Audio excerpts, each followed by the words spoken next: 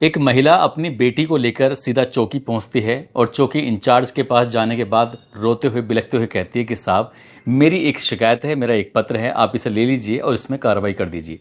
जैसे ही चौकी इंचार्ज ने उस शिकायती पत्र को लिया और शिकायती पत्र को लेने के बाद वो थोड़ा चौंक जाता है। दरअसल उसमें दो व्यक्तियों के नाम लिखे हुए थे और एक व्यक्ति जो उसमें होता है वो व्यक्ति होता है जिसकी जगह में वो चौकी चल रही थी। वो थोड़ा परेशान हो जाता है। वो कहता है उस महिला से कि एक काम करो, जो शिकायती पत्र दिया है ठीक वैसे ही रहने दो, लेकिन इसमें से एक नाम हटा दो। महिला कहती है कि साहब, वो तो मुख्य आरोपी है, उसके खिलाफ तो कार्रवाई कराने के लिए मैं आई हूं ताकि मुझे इंसाफ मिल सके। अब चौकी इंचार्ज थोड़ा परेशान हो जाता है। वो अपने उच्च अधिकारी यानी कि थाना अध्यक्ष से वार्तालाप करता है और जाकर कहता है कि साहब, मेरी समझ में नहीं आ रहा है, एक महिला आई है शिकायती पत्र लेकर और वो कहती है कि इस मामले में कार्रवाई कर दीजिए। उसने दो नाम लिखे हुए हैं, उनमें से एक नाम ऐसा है जिसके घर में, जिसके कमरे में ये चौकी चल रही है। तो थाना अध्यक्ष कहते हैं कि कोशिश करो मामला टालने की, और टल जाए तो ठीक है, नहीं तो कोई बात नहीं है। मामला टालने की कोशिश की जा रही थी, लेकिन वो नहीं जानते थे कि जिस मामले को टालने की कोशिश की जा रही है उस मामले की गूंज स्कूल हो, कॉलेज हो, चौराहे हो, बस हो, रेलवे स्टेशन हो, या हर जगह जहां देखो वहां चर्चाएं होनी शुरू हो जाएंगी। इतनी चर्चाएं होती हैं, ना चौकी इंचार्ज अपनी सीट पर रह पाते हैं और ना ही थाना अध्यक्ष अपनी सीट पर रह पाते हैं। वो जो अभी मामले की टाल मटोल कर रहे थे, आखिरकार वो महिला कौन है, कौन थे वो चौकी इंचार्ज, क्या थी पूरी कहानी, आज की इस घटना के माध्यम से इस कहानी को जानने की, समझने की कोशिश करेंगे।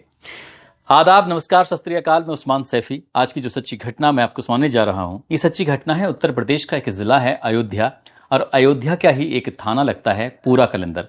पूरा कलंदर थाना क्षेत्र का एक गांव है भदरसा, और इसी इलाके का एक गांव लगता है। दरअसल भदरसा जो कस्बा है उसके इलाके का जो गांव लगता है, वहां पर एक विधवा महिला रहती है। विधवा महिला की 4 बेटियां होती हैं और एक बेटा होता है। बेटा सबसे छोटा, जिसकी उम्र लगभग 6 साल के आसपास।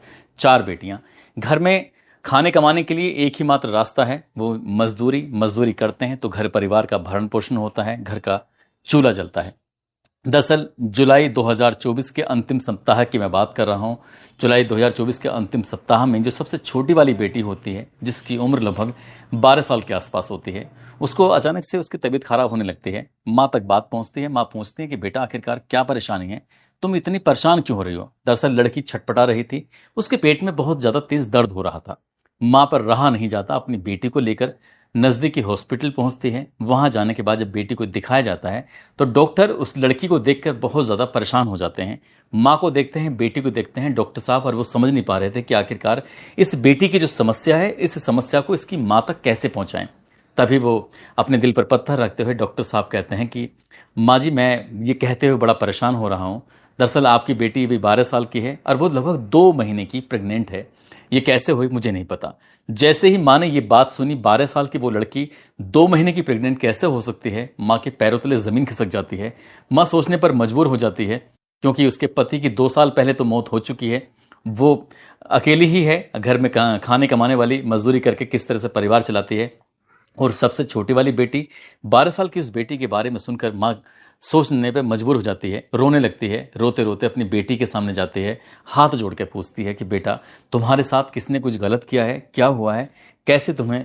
माँ ने उससे कोशिश की, ये जो दिक्कत, ये जो परेशानी जो झेल रही थी वो लड़की 12 साल की, उसे अपने सीने से लगाया, उससे प्यार से दुलार से पूछा कि आखिरकार हुआ क्या है, तुम्हारे साथ किसी ने कुछ करा क्या। जब माँ ने अपनी बेटी को सीने से लगाकर ये जानने की कोशिश की तो बेटी फूट फूट कर रोने लगती है। वो बताती है कि माँ, करीब 2.5 महीने पुरानी ये बात है, वो मजदूरी करके खेत से घर वापस आ रही थी तो रास्ते में एक बेकरी पड़ती है। वहां पर एक राजू नाम का लड़का रहता है। राजू नाम का लड़का उसके पास आता है, बिस्किट का बहाना देकर उसके पास जाता है, कहता है कि चलो, तुम्हें जो हमारे मालिक हैं उन्होंने बुलाया है। वो नहीं जानते कि आखिरकार होने क्या वाला क्या था। वो सीधी सादी बच्ची आखिरकार उस राजू के बहकावे में आ जाती है, सीधा उस बेकरी में पहुंच जाती है। वहां उसे बिस्किट और साथ ही कुछ और ऐसा दिया जाता है जिसको खाने के बाद वो लड़की बेहोशी जैसी हालत में पहुंच जाती है। इसके बाद फिर जो उस बेकरी का मालिक होता है, जिसके बारे में बताया जाता है कि वो, उसका नाम एक समाजवादी पार्टी का से भी जुड़ा होता है, साथ ही वो बेकरी का मालिक होता है, और उस लड़की के साथ वो बलात्कार करता है। जब वो बलात्कार कर रहा था तब राजू उसके पास में खड़े होकर उसका वीडियो बना रहा था।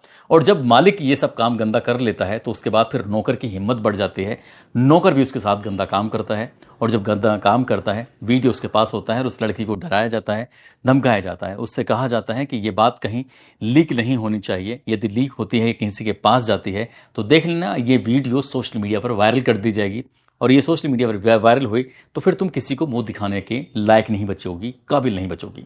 लड़की को जैसा समझाया गया, क्योंकि 12 साल की उसकी उम्र होती है, उसको अच्छे और बुरे के बारे में कोई समझ नहीं थी, जैसा डराया गया, धमकाया गया, उस लड़की ने फिर अपनी जुबान बंद रखी। लेकिन यहाँ जुबान बंद रहने से ही काम नहीं चला, बल्कि उस वीडियो के सहारे से लड़की को बार बार बुलाया गया और बार बार उसके साथ ऐसे ही गंदा और घिनौना कृत्य होता रहा। और वो बेचारी इसका विरोध भी नहीं कर पा रही थी, क्योंकि उसे पता था कि भाई बहुत छोटा है, पिता उसका है नहीं, माँ उसकी मजदूर है, करे तो क्या करे। लेकिन वक्त जब आगे बढ़ जाता है तो उसको एक दिन तकलीफ होती है, और तकलीफ होती है तो माँ को पता चलता है, और डॉक्टर के माध्यम से ये पता चलता है कि वो 2 महीने की प्रेग्नेंट है। जब नाम लिया जाता है कि आखिरकार किसने उसके साथ ये गंदा काम किया है, तब माँ एक प्रार्थना पत्र लेकर सीधे चौकी जाती है। जब चौकी में पहुंचती है तो जो चौकी यानी कि भदरसा एक चौकी होती है, भदरसा चौकी के जो इंचार्ज होते हैं, तो उनके पास जब जाती है, जाकर कहती है, अखिलेश गुप्ता बताए जाते हैं उनका नाम, कि साहब मेरी बेटी के साथ ऐसा गंदा घिनौना कृत्य राजू और उसका जो मालिक होता है मोहित खान ने किया है, जो कि एक बेकरी चलाता है, जो कि समाजवादी पार्टी का इसी कस्बे का नगर अध्यक्ष है, यानी कि भदरसा का नगर अध्यक्ष। जैसे ही चौकी इंचार्ज ने ये बात सुनी, चौकी इंचार्ज भी परेशान हो जाता है। दरअसल जो चौकी भदरसा में चल रही थी वो इसी मुख्य आरोपी के घर पर चल रही थी, उसके कमरे में चल रही थी। ऐसी स्थिति में उसने उस महिला को सलाह मशवरा दिया कि एक काम करो, तुम इस जो मालिक है इसका नाम हटा दो, नौकर का नाम रखो, तो मैं इसमें कार्रवाई आगे करने की कोशिश करता हूं। जब इस तरह की बात थी, महिला ने कहा साफ साफ कि मुझे तो इसमें दोनों ही आरोपियों के खिलाफ कार्रवाई करनी है, क्योंकि मेरी बेटी ने बोला है। बेटी ने जैसे बोला, मां ने वैसा करने की कोशिश की, चौकी इंचार्ज ने कुछ ना कुछ बहाना बनाने की कोशिश की। वक्त आगे बढ़ने लगता है, महिला फिर से आने लगती है। उसके बाद मामला थाना अध्यक्ष तक पहुंचता है, तो थाना अध्यक्ष को बताया जाता है कि तरह तरह के बहाने करने लगते हैं और एफआईआर दर्ज नहीं होती। तब ये महिला थोड़ा परेशान होकर एक इसी कस्बे की, इसी जगह की एक महिला होती है, जो कि सामाजिक कार्यकर्ता होती है। बात जब वहां तक पहुंचती है तो वो महिला इस महिला के साथ सीधा थाने और चौकी का रुख करती है और जाकर कहती है कि एफआईआर दर्ज क्यों नहीं करते। इसी बात पर बात कहासुनी होती है, और कहासुनी कुछ ज्यादा बढ़ जाती है। उसके बाद न केवल कहासुनी होती है, बल्कि विश्व हिंदू परिषद, साथ ही बजरंग दल, निषाद पार्टी, कई ऐसे लोग इकट्ठा हो जाते हैं और इकट्ठा होने के बाद हंगामा करना शुरू कर देते हैं। जैसे ही हंगामा करना शुरू करते हैं, ये बात अखबारों में प्रकाशित हो जाती है, साथ ही सोशल मीडिया पर चलने लगती है। अब इसको टीवी चैनल वाले भी इस मामले को थोड़ा प्रमुखता से लेते हैं।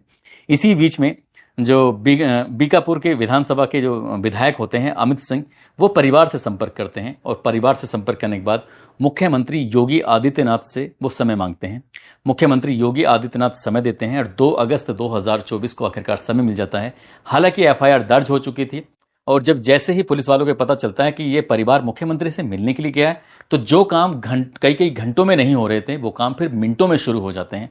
आखिरकार फिर आरोपी की गिरफ्तारी भी शुरू हो जाती है। दोनों आरोपियों की, राजू और मोहित खान की गिरफ्तारी हो जाती है। न केवल इनकी गिरफ्तारी होती है, जिस चौकी इंचार्ज ने प्रार्थना पत्र में नाम बदलवाने की बात कही थी, थाना अध्यक्ष ने नाम बदलवाने की बात कही थी, ऐसा उन पर आरोप लगता है, वो भी सस्पेंड हो जाते हैं। वो सस्पेंड होते हैं तो फिर प्रदेश की पुलिस में हड़कंप मचना शुरू हो जाता है। बात यहीं तक नहीं थमती। मुख्यमंत्री योगी आदित्यनाथ विधानसभा में खड़े होते हैं, और विधानसभा में खड़े होकर अयोध्या के पूरा कलंदर थाना क्षेत्र की, उस इलाके की 12 साल की उस बच्ची की पूरी कहानी बयां करते हैं, और कहते हैं कि जो मेन आरोपी है, मुख्य आरोपी है, उसका सपा में वो सपा समाजवादी पार्टी से उसका लिंक है, उसका कार्यकर्ता है, सक्रिय कार्यकर्ता है, लेकिन कोई एक्शन नहीं होता।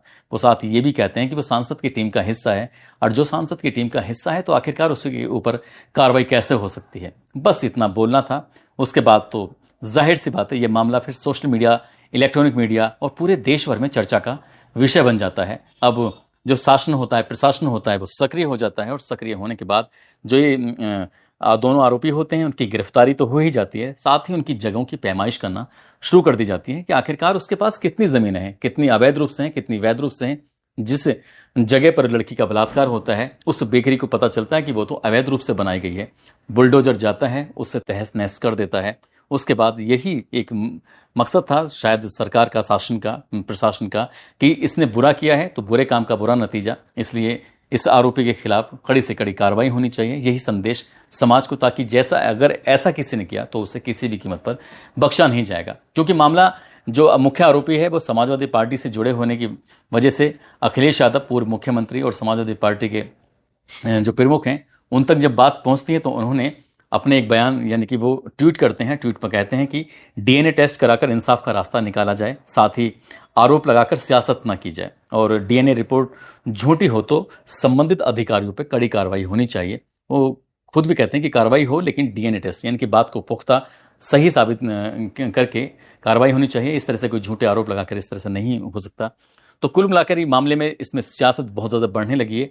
अब चाहे वो मायावती हो, चाहे वो राहुल गांधी हो, या फिर अन्य बड़े पार्टियां, सभी मैदान में कूद चुकी हैं और सभी की कोशिश है उस 12 साल की बच्ची को जल्द से कम समय में इंसाफ मिलना चाहिए। हम भी अपनी वीडियो के माध्यम से यही कहेंगे कि इस मामले की उच्च स्तरीय जांच होनी चाहिए और डीएनए टेस्ट भी होना चाहिए। साथ ही जो सरकार ने फैसला लिया है उसमें वैध अवैध जितनी भी संपत्तियां हैं, जितनी भी कार्रवाई हो सकती है, ताकि समाज को एक मैसेज जा सके कि बुरे काम का बुरा नतीजा, और जो भी होगा उसे किसी भी कीमत पर बख्शा नहीं जाएगा। दोस्तों, इस पूरे घटनाक्रम को सुनाने का उद्देश्य है किसी को परेशान करना नहीं है, किसी का दिल दुखाना नहीं है, बल्कि आपको जागरूक करना है, आपको सचेत करना है। साथ ही आपको बताना है, आपको जताना है कि इस तरह की जो लड़कियां होती हैं उनको स्कूल कॉलेजों में गुड टच और बैड टच के बारे में बताया जाता है। जैसा उस लड़की के साथ पहले दिन हुआ था, गलत हुआ था, उसे कुछ लालच देके उसे बुलाकर उसके बेकरी में उसके साथ जो बलात्कार किया गया था, काश उसने पहले ही दिन अपनी माँ से पूरी कहानी बयां की होती और माँ उसकी जाकर थाने में एफआईआर कराती, तो शायद इतनी देर ना हुई होती और ना ही उस बच्ची के साथ इतना